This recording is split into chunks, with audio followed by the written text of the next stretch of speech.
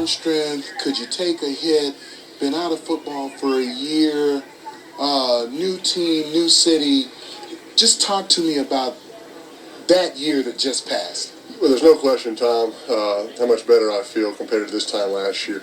I have more answers. I have a better feel for where I am physically.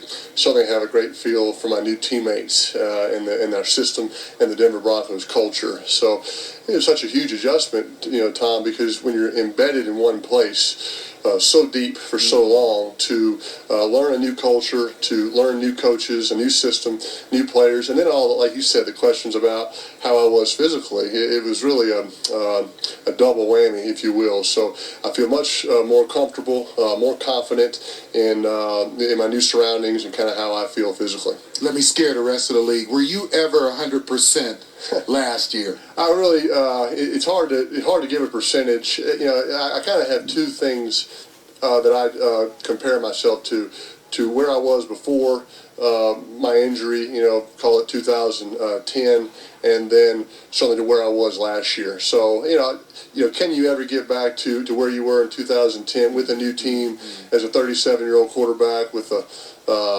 lot of mileage on his arm?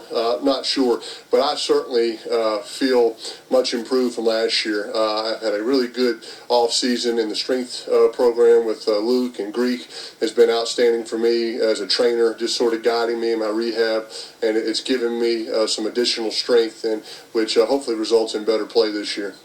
New toy in Wes Welker. What does he mean to you? What does he mean to this offense? Well, Wes means a great deal to this offense. What he's done in the past at New England in a sophisticated system, playing with a great quarterback like Tom Brady, you can use him in so many ways. He has unbelievable knowledge of defenses and zone coverage and man coverage and just how to find that opening, and it's a real credit to him. You can tell he's been a real student of the game during his career.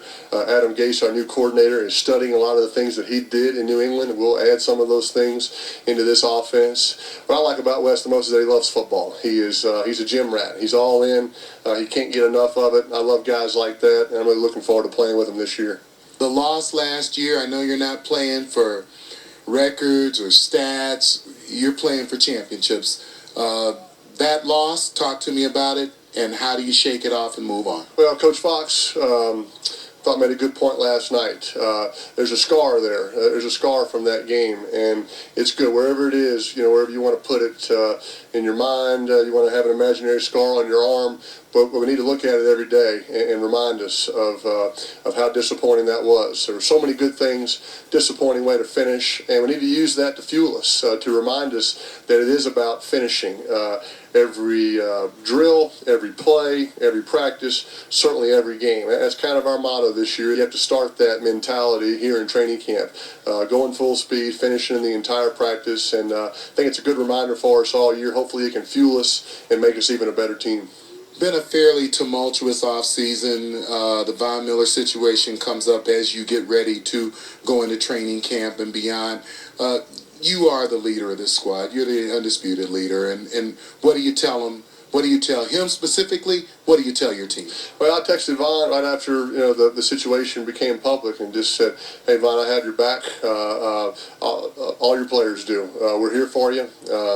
It's a tough situation. Von is a key component of this team. We all know that, and we want him to be here. If he's not here, hey, the old saying it still holds true. Somebody's got to step up. But we support Von. We support everybody in this organization.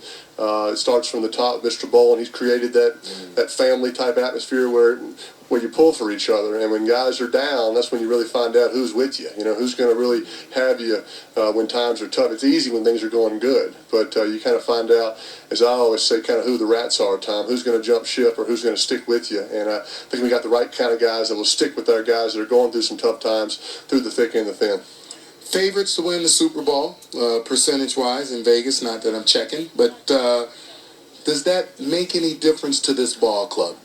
Well, I think Coach Fox addressed it last night that, hey, I guess it's nice that they expect something out of you as opposed to expecting nothing out of you. But I'd hate to give them too much credit, but we certainly have our own set of expectations. But every team, has those expectations. We all know, though, there's one team that did it last year. That's Baltimore.